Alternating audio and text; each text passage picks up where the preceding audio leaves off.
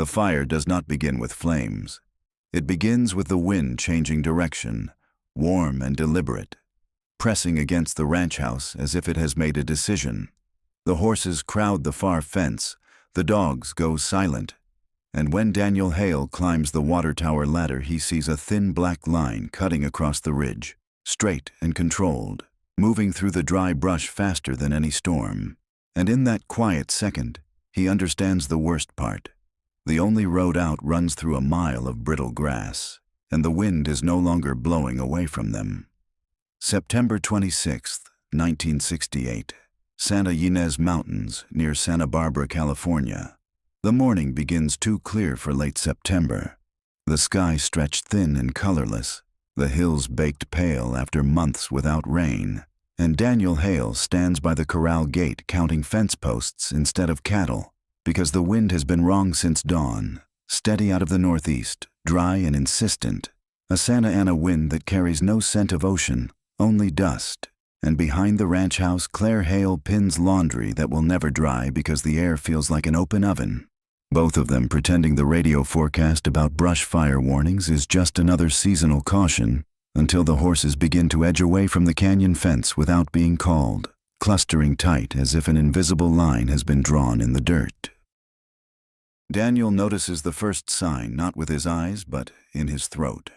A taste like burned rope, faint but deliberate, and he lifts his head toward the ridge where the chaparral runs thick and untended. He climbs the old water tower ladder because height means distance and distance means time, and from there he sees it, not flame, not yet. Just a seam of dark smoke pressing low against the slope, moving sideways instead of upward, pushed hard by the wind, too organized to be accidental, too wide to be small, and he calculates in silence the direction of the gusts, the curve of the access road, the way dry grass lies flat between the house and the highway, realizing the road out slices straight through a field that would burn like paper if touched. Claire steps onto the porch with a basin of clothespins and sees his posture before she sees the smoke, the stiffness in his shoulders that means he has already chosen worry over denial. And when he climbs down, he does not shout, he only says, "We prepare," which is worse, because it means the decision is not whether the fire is coming, but when. They move quickly but without panic, closing interior doors, filling the galvanized tubs with water from the pump, soaking burlap sacks, checking the small generator that powers the well. Each action measured because wasted motion wastes breath, and breath feels suddenly precious in air that grows thinner by the minute. By early afternoon, the wind strengthens into a constant pressure, rattling tin, driving dust under door frames, the sky shifting from pale blue to a strained yellow that makes the sun look distant and unreal. Ash begins to fall lightly, not enough to frighten, enough to confirm, and Daniel walks the perimeter with a shovel, scraping a narrow line of bare earth around the house, knowing it is too little yet unable to stop himself, while Claire opens the truck hood to check the fuel line, her hands steady though her jaw is tight, because if they leave it must be at the right second, not too soon to be trapped on the road, not too late to be overtaken. Then the first real sound arrives, not a crackle, but a deep rushing roar carried over the ridge, like wind through a tunnel. But heavier, alive, and both of them freeze in the yard, listening. The horses slam against the fence rails. The dogs finally begin to bark, and Daniel looks toward the road again, measuring distance with his eyes. And for the first time, the choice between staying and running feels smaller than the fire itself, because the smoke now crests the ridge in a thick rolling wave, and the wind does not hesitate. It drives it straight toward the ranch, erasing the last comfortable illusion that there is still time to think. The roar does not fade, it grows deeper, layered, as if several storms are stacked one behind another, and Daniel feels the vibration through the soles of his boots before he sees the first flicker of orange crest the ridge, a thin tongue of flame that vanishes and returns twice as wide, and the wind pushes it low and fast through the chaparral, flattening it, feeding it, making it run instead of climb, and Claire steps beside him with a wet burlap sack over her shoulder, her face streaked with dust, saying nothing because words would slow them down, and together they turn toward the barn where the hay bales sit like a promise of disaster waiting for a spark. They move the truck first, reversing it closer to the house, angling the hood toward the road. Daniel calculating the slope, the weight of the trailer they might have to abandon. Claire climbing into the cab to test the ignition, the engine catching on the second try, a sound that feels like relief and accusation at once, because leaving would mean surrendering the animals, and staying could mean losing everything, including the chance to leave at all. The moral line shifting with every gust of wind that bends the eucalyptus trees until their leaves flash silver. Ash thickens, drifting sideways instead of falling, stinging their eyes, settling into the trough water, and Daniel runs to the generator shed when the well pump coughs and sputters, a hiccup that feels catastrophic. He checks the fuel line, tightens the cap, pulls the cord again, once, twice, and when it roars back to life, Claire exhales for the first time in minutes, because without water the house is wood and hope. Nothing more, and hope burns easily in this kind of wind. The horses are the hardest part.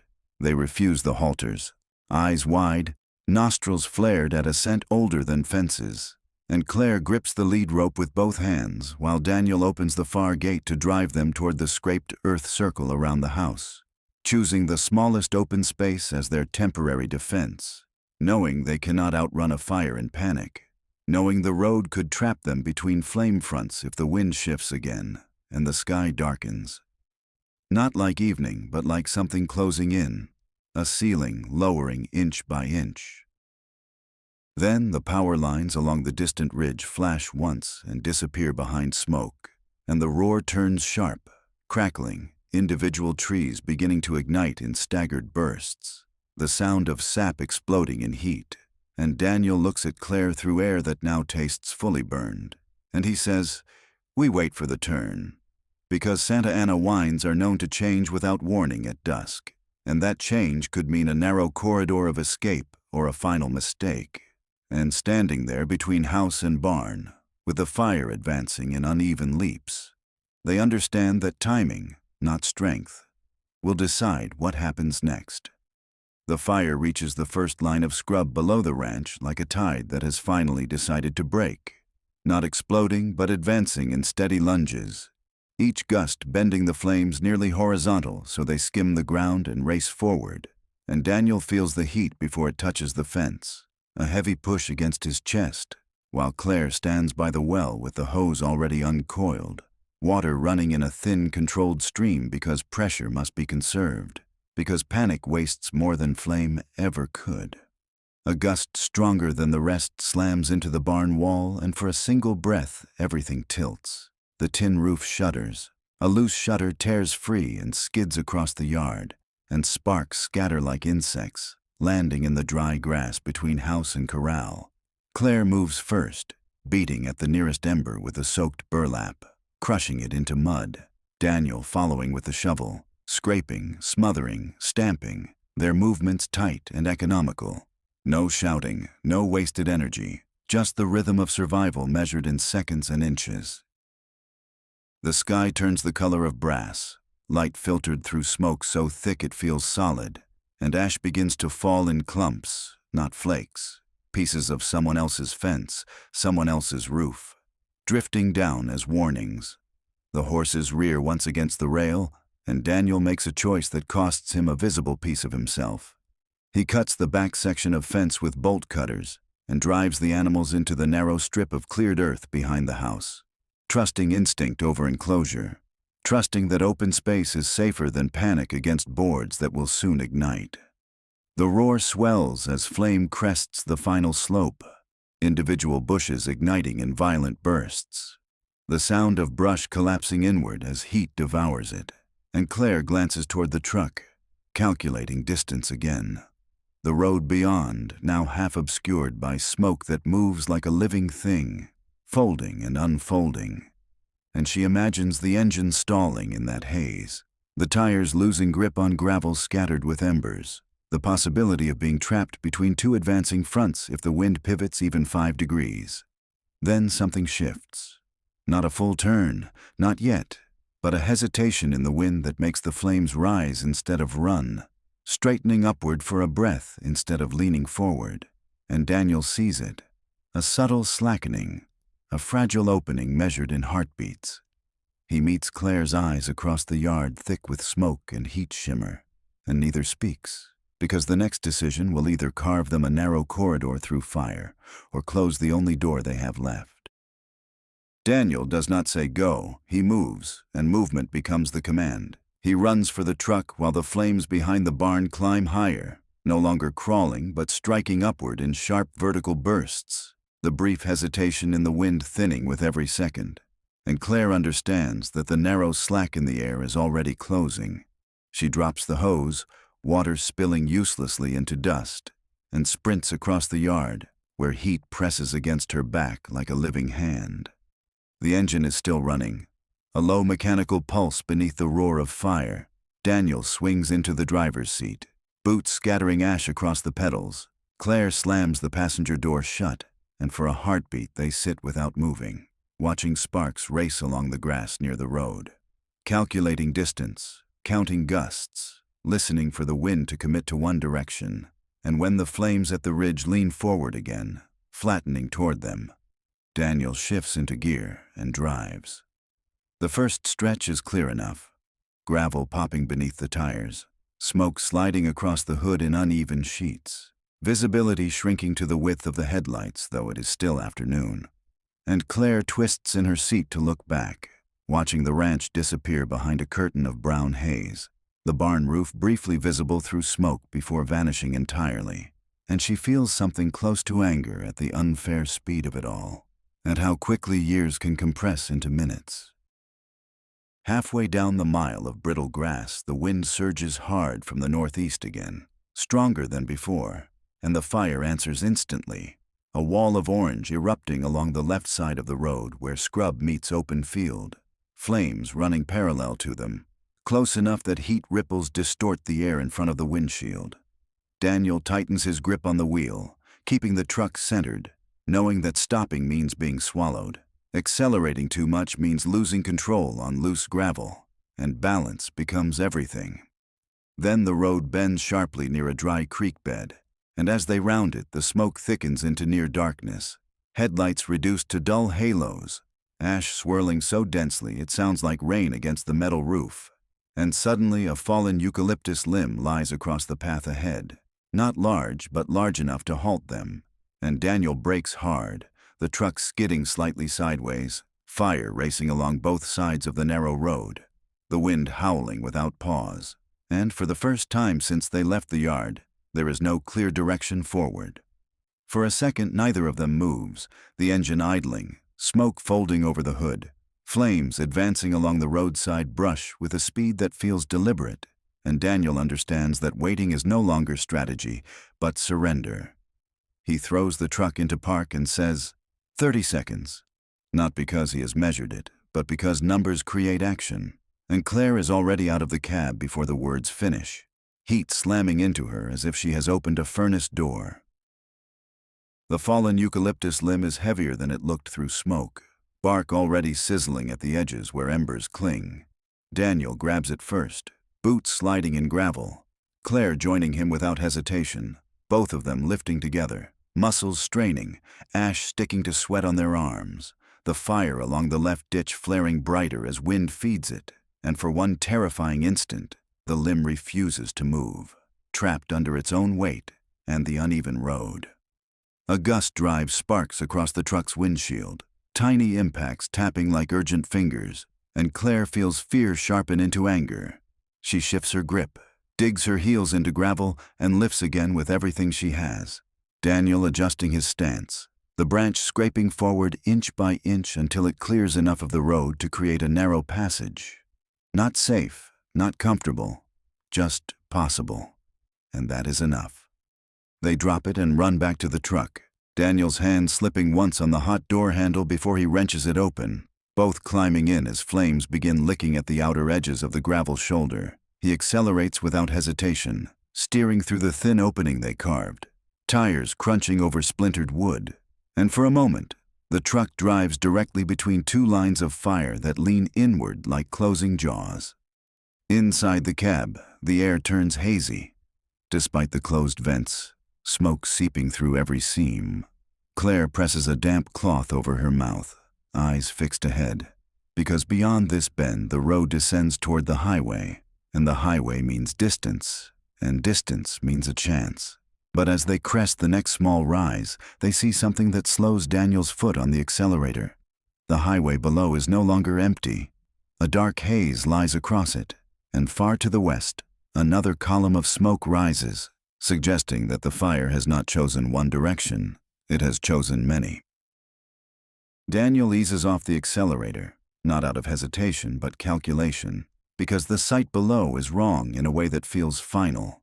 The highway should be open, wide, a clean line toward Santa Barbara, yet smoke lies across it like a curtain pulled low, drifting sideways in heavy folds.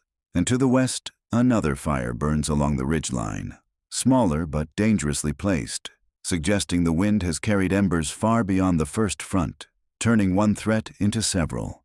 And Claire feels the weight of the realization settle into her chest. The road down leads not away from danger, but into a narrowing corridor between two advancing edges. The truck rolls forward slowly as they descend, tires sliding slightly on loose gravel where ash has settled like powder, visibility shifting from clear to opaque in seconds. Daniel leaning toward the windshield as if proximity will sharpen sight. Claire scanning the slopes to either side, counting flame positions, watching how the wind bends them. Because the only way through now is timing, not speed.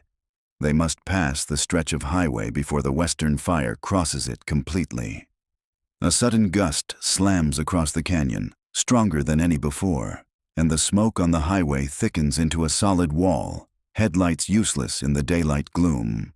Daniel brakes instinctively, and the truck fishtails once before straightening, his pulse rising not from fear, but from the narrowing math of options.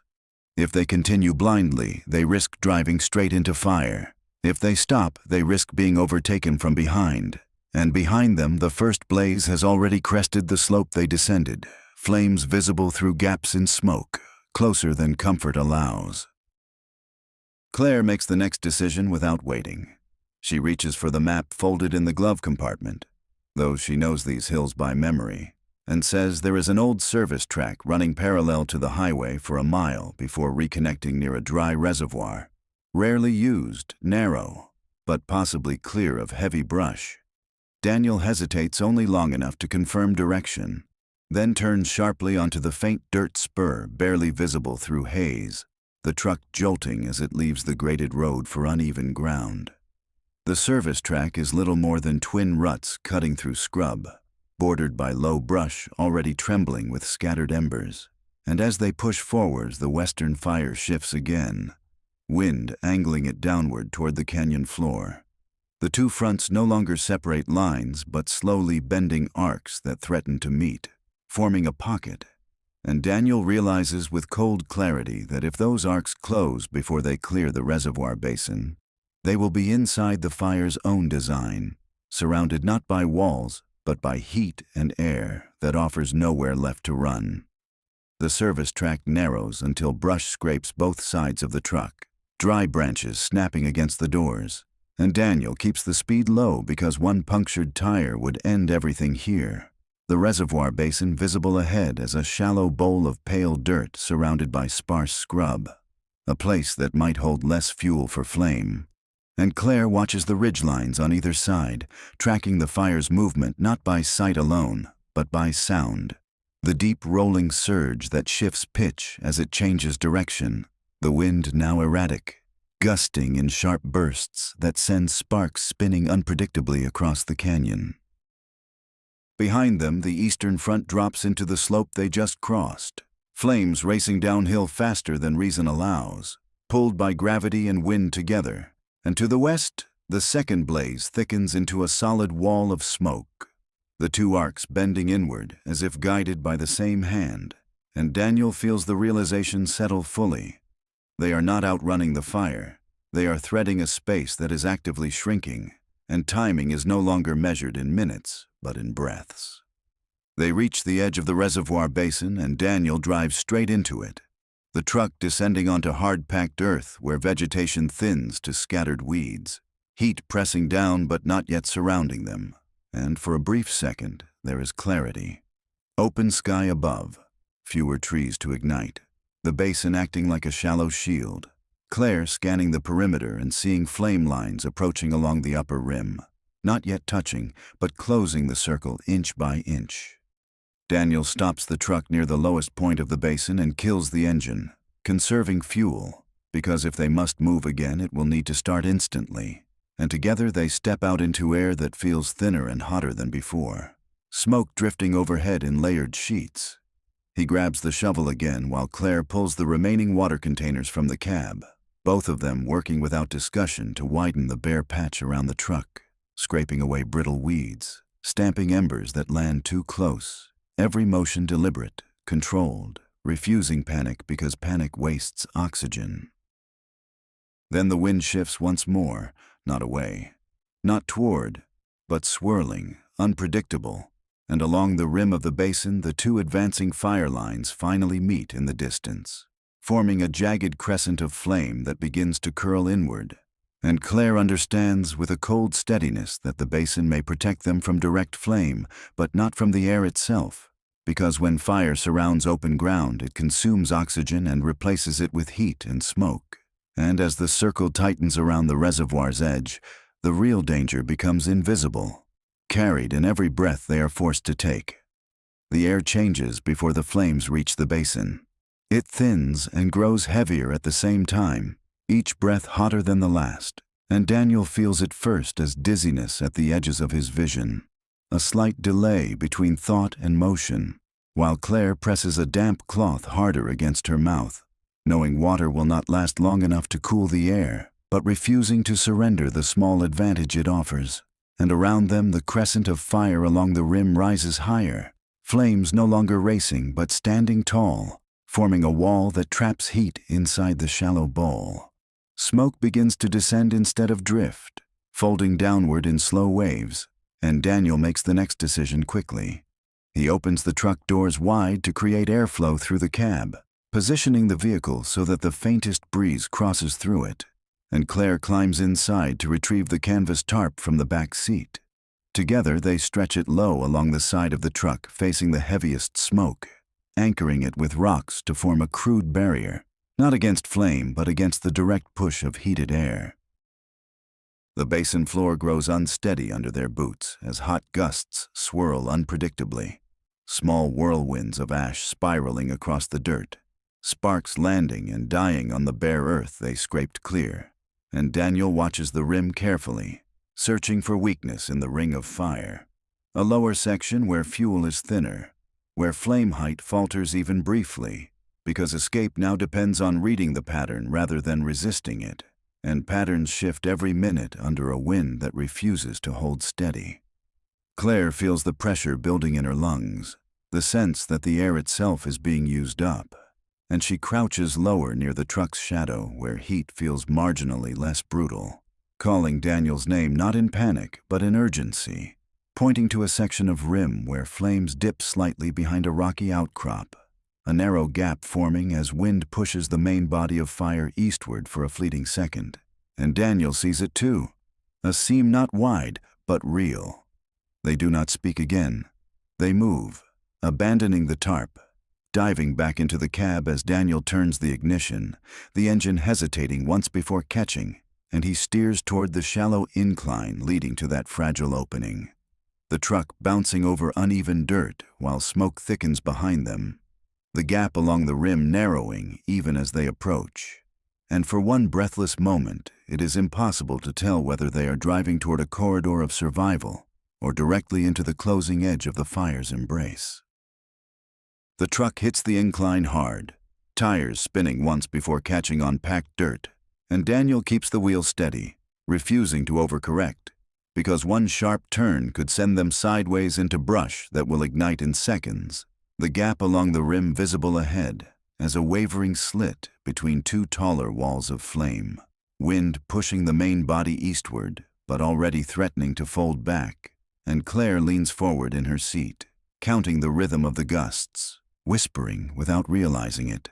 Now, now, now, as if timing alone can widen the opening. Heat intensifies as they climb, the windshield shimmering, small sparks striking the hood and bouncing away, and the engine strains under the load. A low grinding protest that feels too fragile for this moment. Daniel presses the accelerator just enough to maintain momentum without losing control. Eyes locked on the strip of darker ground beneath the smoke where vegetation thins around the rocky outcrop.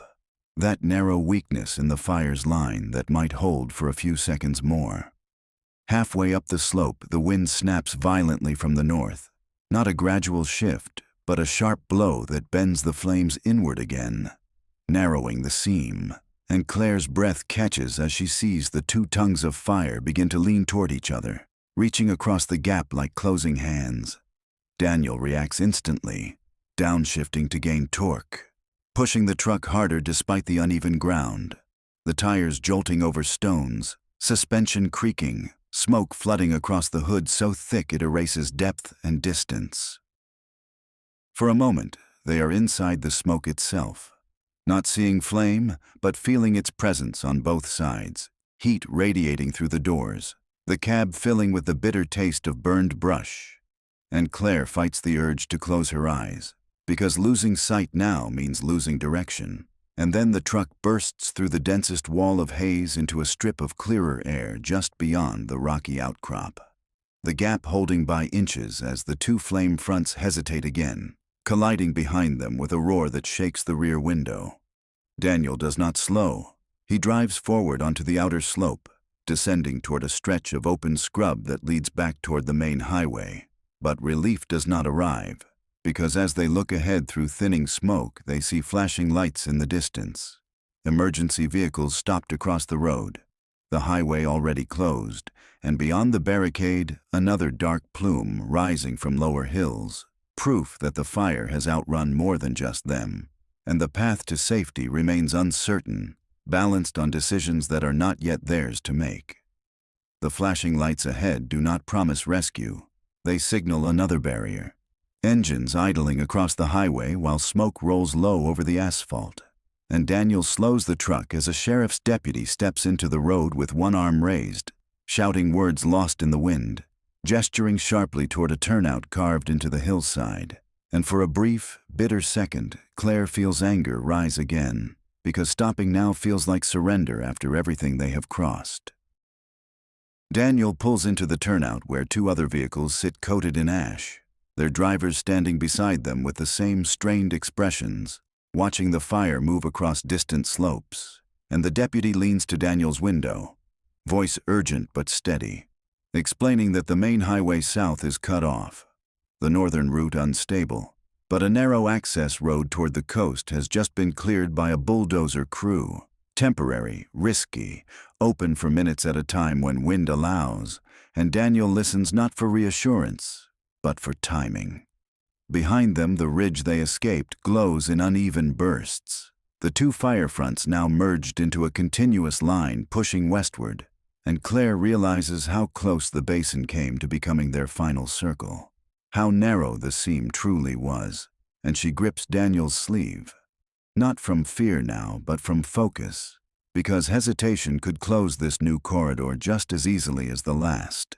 And the deputy waves sharply as another gust shifts the smoke, signaling the brief opening.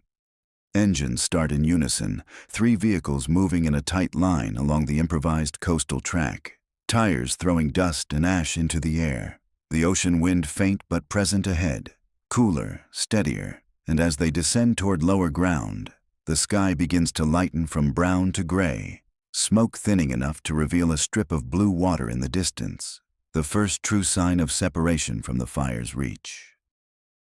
When they finally reach the coastal road and the air turns unmistakably cooler, heavy with salt instead of smoke, Daniel pulls the truck to the shoulder and shuts off the engine, silence settling around them except for distant sirens and the low murmur of the waves.